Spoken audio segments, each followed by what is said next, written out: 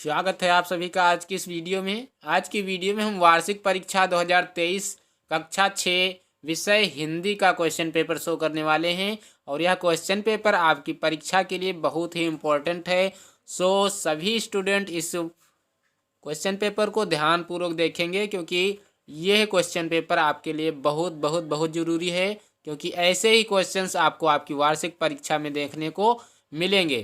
तो सभी बच्चे इस वीडियो को अच्छे से पूरा देखेंगे। तो चलिए हम वीडियो को स्टार्ट करते हैं और इसमें बताते हैं कि आपको किस टाइप के क्वेश्चंस पूछे जाएंगे और किस प्रकार से आपको इसमें लिखना है।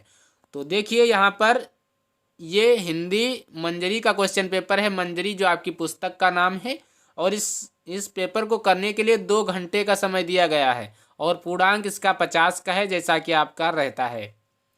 तो नोट दिया गया है कि सभी प्रश्नों के उत्तर देना अनिवार्य है, यानी कि आपको सारे प्रश्नों के जवाब देने हैं। पहला प्रश्न दिया गया है कि निम्नलिखित प्रश्नों के सही विकल्प चुनिए, यानी कि विकल्पों वाले प्रश्न हैं। इनमें आपको पता होना चाहिए कि 4 विकल्प होते हैं, 4 में सिर्फ एक विकल्प सही होता है। जो विकल्प सही होता है वही सिर्फ आपको अपनी उत्तर पुस्तिका में लिखना होता है, बाकी चारों ऑप्शन नहीं लिखने होते हैं। जो ऑप्शन आपका सही है, जो विकल्प आपका सही है, सिर्फ वही विकल्प को आप लिखेंगे अपनी उत्तर पुस्तिका में। तो चलिए हम देखते हैं। पहले का है कि चिर महान कविता किसने लिखी।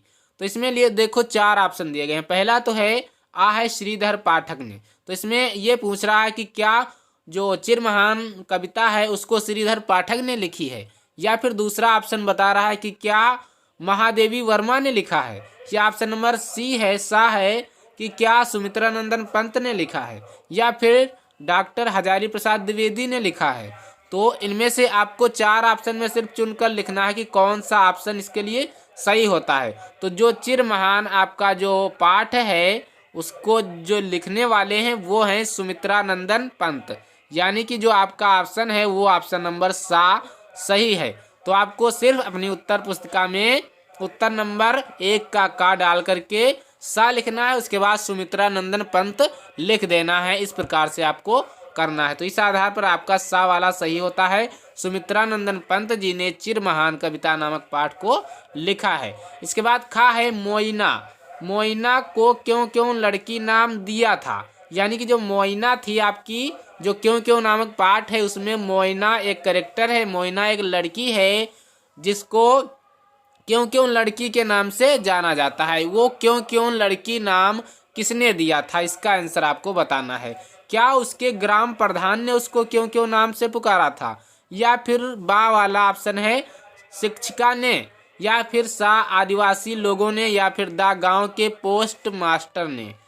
तो ये क्यों क्यों लड़की नाम किसने पुकारा था, तो ये उसकी शिक्षिका ने पुकारा था। क्योंकि वह बहुत हर बार क्या करती थी, हर क्वेश्चंस को क्यों क्यों के नाम से, जैसे अगर कोई चीज़ पूछना है उसको तो कहती थी क्यों, ऐसा क्यों।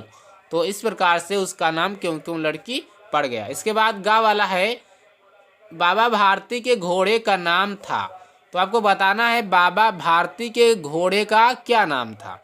इसके लिए 4 ऑप्शन हैं। सलमान नाम था, चेतक नाम था, सुल्तान नाम था, बहादुर नाम था। अगर आप थोड़ा भी कहानी पढ़ें तो बाबा भारती को जरूर जानते होंगे, और अगर आप बाबा भारती को जानते हैं तो उनके घोड़े का नाम भी जानते होंगे। तो आपको इस क्वेश्चन का आंसर आपको कमेंट बॉक्स में कमेंट अवश्य करना है। ये मैं आपको बता रहा हूँ, लेकिन मैं इसका आंसर भी आपको बता रहा हूँ। तो बाबा भारती के घोड़े का नाम था सुल्तान, यानी कि ऑप्शन नंबर सा आपका सही होता है। इसके बाद दूसरा प्रश्न है ये। इसमें लिखा है कि निम्नलिखित में से किसी एक का संदर्भ सहित व्याख्या कीजिए। ये आपको व्याख्या करनी है। यहाँ पे देखिए आपको ये पद्यांश दिखाई दे रहा है। इस पद्यांश को आपको पढ़ना है अच्छे से। इसके बाद इसकी संदर्भ प्रसंग और व्याख्या लिखना है। संदर्भ प्रसंग वाला वीडियो अगर आपने अभी तक नहीं देखा है तो डिस्क्रिप्शन में लिंक दिया गया है, वहाँ से उस वीडियो को देख पाएंगे और जान पाएंगे कि आपको संदर्भ प्रसंग और व्याख्या कैसे लिखनी है। तो इसके लिए मैं आपको वीडियो डिस्क्रिप्शन में दे रहा हूँ, वहाँ से जा कर के आप उसको देख लेंगे और जान पाएंगे किस प्रकार से हम संदर्भ लिखते हैं।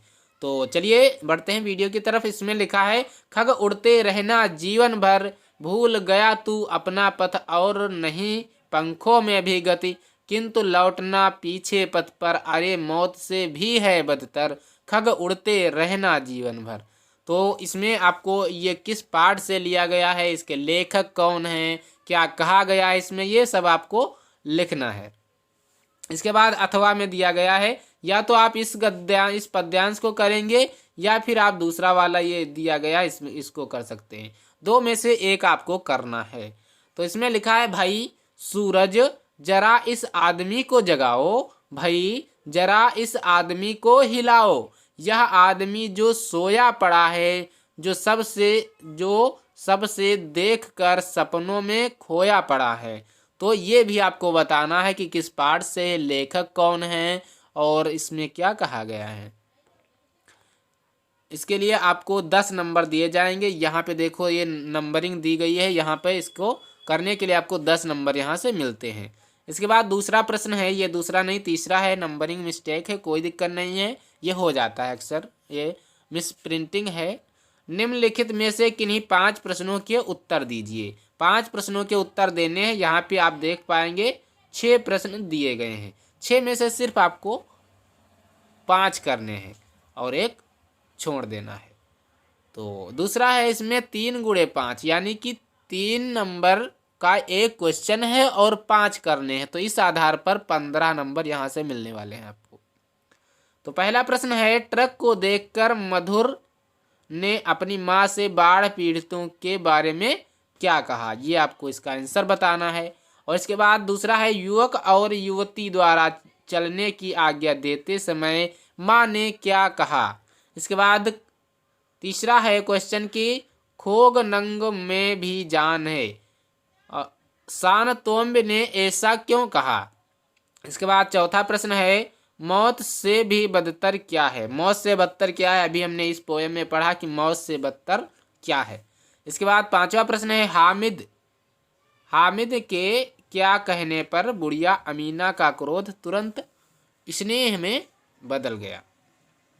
इसके बाद छठा प्रश्न है, कवि विश्व में नवजीवन का विज्ञान क्यों लाना चाहता है। इन सारे क्वेश्चंस के आंसर आपको देने हैं, सिर्फ एक क्वेश्चन छोड़ देना है, कोई भी आप छोड़ सकते हैं। इसके बाद तीसरा प्रश्न है कि निम्नलिखित का हिंदी अनुवाद कीजिए। ये आपको इसका भी आपको अनुवाद कर देना है, 8 नंबर का ये प्रश्न है। तो ये आपको पता होना चाहिए, ये संस्कृत से आया हुआ है, इसका आपको हिंदी में अनुवाद करना है। नहीं दुखम कारणीयम आग्नेयम नूतन पत्रम सा गलिता यदि किम गलिता नवा नवका रचिता। इसका आपको अनुवाद कर देना है, यानी कि हिंदी इसकी आपको लिख देना है।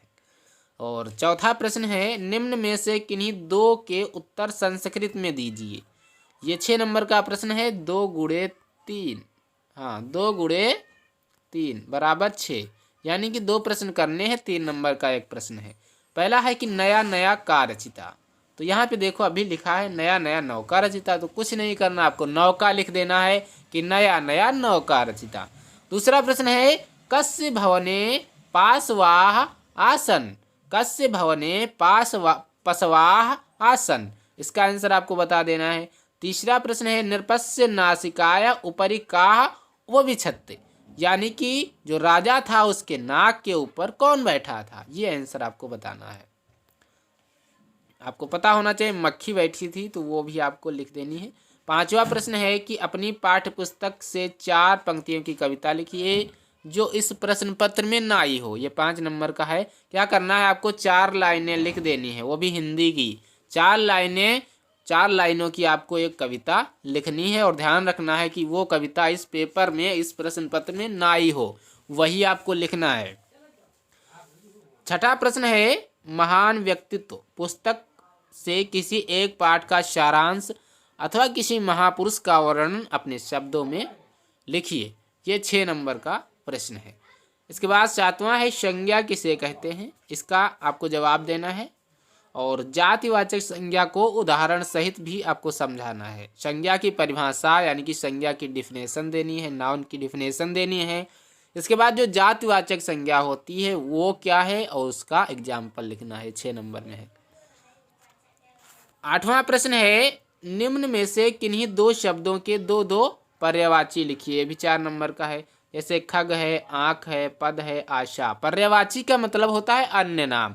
जिस प्रकार से हमारा नाम घर में कुछ और, स्कूल में कुछ और, दोस्त कुछ और कहते हैं, लेकिन मैं हूँ तो एक ही। तो इस आधार पर ये आपको पर्यायवाची भी इसमें लिखना है। जैसे एक खग, खग मीन्स होता है पक्षी, तो खग को हम पक्षी कहते हैं और खग भी कहते हैं। तो इसके दो अलग अलग, जैसे आँख है तो आँख का अछ भी होता है, अछ भी होता है, और आँख का ये नयन भी होता है। तो इसके आपको अन्य नाम लिख देने हैं। और 9 नंबर प्रश्न है कि निम्न शब्दों में से किन्हीं दो का विलोम शब्द लिखिए। ये भी 4 नंबर का है। सिर्फ आपको दो का लिखना है। यहाँ पर भी दो का करना है। 4 दिए गए हैं, ध्यान से देखना है आपको। दो करने हैं, ये नहीं कि चारों कर डालो, बेकार है, टाइम वेस्टिंग है। जो कहा गया है वो करिए बस। हाँ, जागना, सही, आगे, जीत, इनके आपको विलोम लिखना है। तो जागना सोना लिख सकते हैं आप। सही का विलोम गलत हो जाता है, आगे का पीछे, जीत का हार। इस प्रकार से आपको इसका विलोम। अब विलोम का मतलब तो आप जानते होंगे, 6 में आ गए हैं। विलोम का मतलब होता है उल्टा। किसी भी शब्द को हम उल्टा कहेंगे, विलोम, अपोजिट। इसके बाद 10 नंबर प्रश्न आता है कि निम्न मुहावरों में से किसी एक का अर्थ लिखकर अपने वाक्य में प्रयोग कीजिए। 4 नंबर का ये भी है। आपको ध्यान से देखना है कि ये मुहावरा जो दिया गया है इनका अर्थ लिखना है, इसके बाद इसको वाक्य में प्रयोग भी करना है। देखिए कैसे। पहला है राई का पहाड़ करना, और बाल बांका ना होना, एड़ी चोटी का जोर लगाना। इन सारे मुहावरों का आपको अर्थ नहीं लिखना है, सिर्फ आपको एक का अर्थ लिखना है।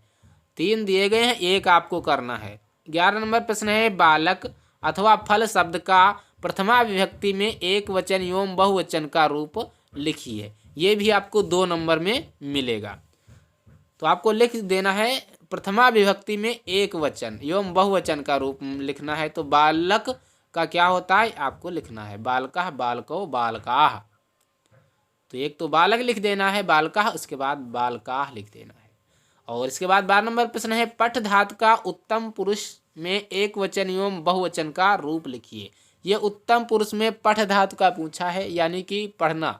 पठ मीन्स पढ़ना, पढ़ना धातु का आपको एक वचन एवं बहुवचन रूप लिखना है। इसके बाद देखिए 13 नंबर प्रश्न है निम्नलिखित में से किन्हीं दो का संस्कृत में अनुवाद कीजिए। 4 नंबर में है, 2 का करना है, 4 नंबर का है। और यहाँ पे आप देखना, यहाँ पे 4 दिए गए हैं, 4 में से कम 2 तो कर ही लोगे, इतना तो पढ़े होगे साल भर में, तो 2 कर लेना है आपको अच्छे से। नई नई नाव बनाएं, और दूसरा है मेरी नाव कागज की बनी है। तीसरा है भोजन के पश्चात मट्ठा पीना चाहिए, और चौथा है मन लगाकर पढ़ना चाहिए। इसके बाद 14 नंबर प्रश्न है कि आकस्मिक अवकाश के लिए प्रधानाचार्य जी को प्रार्थना पत्र लिखना है। ये आपको आकस्मिक अवकाश पर आपको लिख देना है कैजुअल लीव। कैजुअल लीव पर आपको एक एप्लीकेशन लिख देना है, 8 नंबर में है ये। और इसके बाद 15 नंबर जो आपका प्रश्न है कि किसी एक विषय पर निबंध लिखिए। 16 नंबर का प्रश्न है, बहुत इंपॉर्टेंट है क्योंकि 16 नंबर सबसे ज़्यादा नंबर होते हैं। तो सबसे ज़्यादा नंबर का ये है आपका। तो इसमें पहला है कि गणतंत्र दिवस, हमारे प्रिय बापू महात्मा गांधी, होली, क्रिसमस पर्व। आपको 4 में से किसी एक का आपको करना है। आप कर लेंगे, हमें पता है, क्योंकि इतना तो पढ़ा होगा आपने कि ऐसे किस प्रकार से लिखते हैं और ये किस प्रकार से करना है। तो ये था आपका कक्षा 6 विषय हिंदी मंजरी का क्वेश्चन पेपर। आशा करता हूँ आपको वीडियो बहुत पसंद आई होगी।